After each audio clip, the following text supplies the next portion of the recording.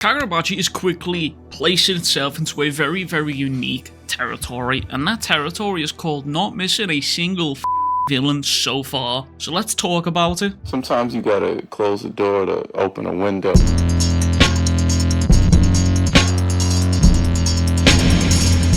One of the things I've always enjoyed about Kagurabachi is how well Hokuzono manages to craft his villains and how well they manage to hit the mark within the story and how they affect Chihiro's mindset and mood and his actions. Sojo started off by being an absolute psychopath, but eventually ended up bonding with Chihiro in a really weird way through the enchanted blades, and even ended up teaching Chihiro things about the blades which he never knew. Kiora started off as a humble old geezer, but quickly devolved into a hell-bent man on proceeding, and ultimately he showed Chihiro just how far he was willing to go for his family.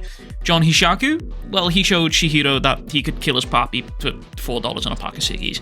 Anyway, that's where the narrative arrives at Hirohiku right now, because Hokuzono's latest menace to grace the face of Kagurabachi, because right off the bat in this chapter we are greeted with Chihiro weighing up all the things that we've learnt about the Hishaku, their plans so far, and everything how they've done and changed. But Hirohiku doesn't seem interested in any of the stuff that's going on, no, because he's too busy trying to connect with Chihiro, mentioning how they're the same age of 18 years old, which immediately Chihiro is abrasive to, which, I mean, you would be, right? You're fucking staring down the dude who just killed your papi. He's part of the organization that killed your papi. Why on earth would you care about this dude trying to be friends with you? But that's not how Hiro sees it. He's legitimately trying to connect with Chihiro here, drawing similarities between them and how they've both killed people at an early age. And this is where it begins. One of my favorite tropes in storytelling, and something that I like to call the Batman and Joker routine. You see, in Batman, he's facing off against Joker most of the time, and there's always a clash of ideals. Batman hates the Joker and wants to put him away in Arkham, but Joker ultimately loves the Batman in his own little twisted way. He completes him.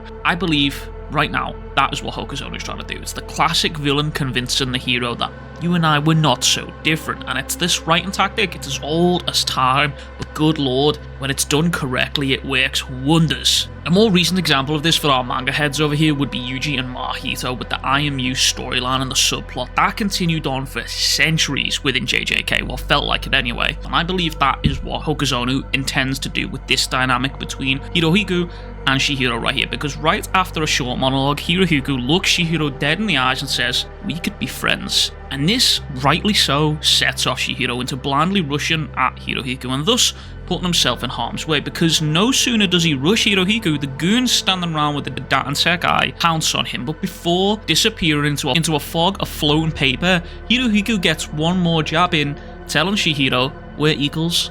You can call me Hirohiku." And it's this moment right here that lets Chihiro know he's been played. Hirohiku wasn't even going to fight him from the start. He just wanted to lure him into an unscrupulous situation. And while their fight rages on, Hirohiku takes himself off to go and watch a screenplay, a show. And this is an absolutely beautiful scene, and I'll explain to you why. There is a lot of nuance within this one, because when Hirohiku sits down here, he speaks to this random NPC next to him, asking him if he'd seen this one before, calling it for him. The hero Sasuke defeats the Black Ogre at the end of the story, and he gets his family back and peace returns to the island. But overall, the hero's dull and the fighting is amateurish. The hero in this case being Chihiro, the Black Ogre being either John Hishaku or Hirohiku, take your pick, the family being Sha, Shiba, Hakori, and maybe others in there. But Hirohiku mentions how the hero is dull and his fighting is amateurish. But as all of this is going on, Hirohiku is directing the flow of the fight with Chihiro through paper sorcery. It's all happening all at the same time, and Hokuzono has put Hirohiku basically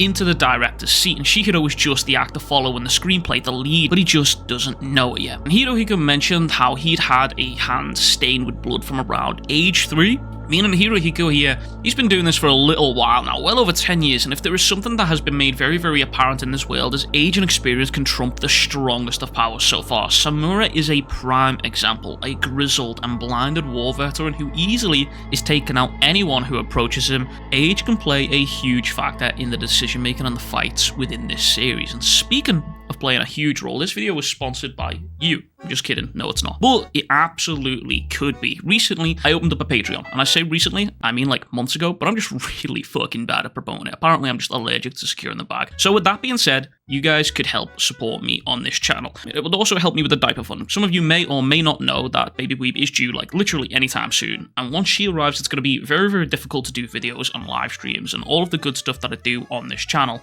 Making these videos definitely a lot more difficult to make and sparse in between while I adjust to the whole parenthood. But with your help on the Patreon, we can ease that burden. Support me on Patreon will get you access to behind the scenes videos, text posts, the thumbnails, how I make these videos, the magic that goes into them, and it'll also get your name in the credits. So, with that being said, please consider supporting me on the Patreon. All of the links are all in the description below. Anyways, Hirohiku talks about how getting the regular goons to use that guy wouldn't be a great result, but Hirohiku personally selected these guys, and he's helping coordinate them. Again, playing into that Hirohiku is the director role. But Hokuzono once again treats us to an absolutely phenomenal double spread of Chihiro slicing through these data Sekai users, and once again Hokuzono's use of perspective to create these incredibly wild and spectacular panels, it just fucking amazes me. And one thing I'd love to do with these panels is whenever I get them, I just turn them around. Turning the perspective on these panels, just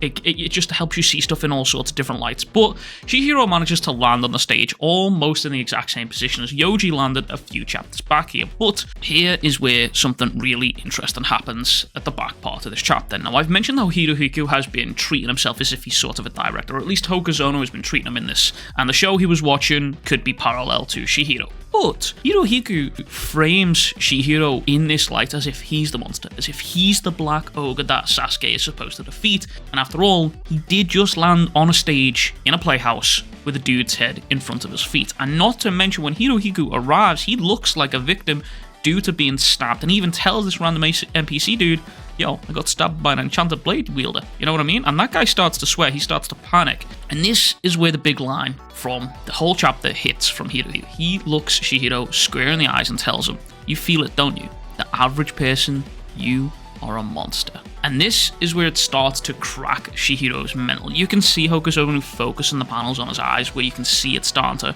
worm into his brain here. And he snaps back with, whose fault is that? And that is where the two square off. And so far has genuinely been one of my favorite chapters of the series. Chapter 52 has just been phenomenal. It's right up there with the countdown between Sojo and Chihiro. There was some really beautiful storylines and subplots being put into motion here, and I would really like to see Hokuzono keep Hirohiku around for a little while longer and have him run parallel to Chihiro for a little bit, because one thing that I have noticed with the series so far is while he's really good at writing villains, the longevity of those villains doesn't seem to last very long, so I'm hoping these members of the Hishaku manage to stick around for a little while.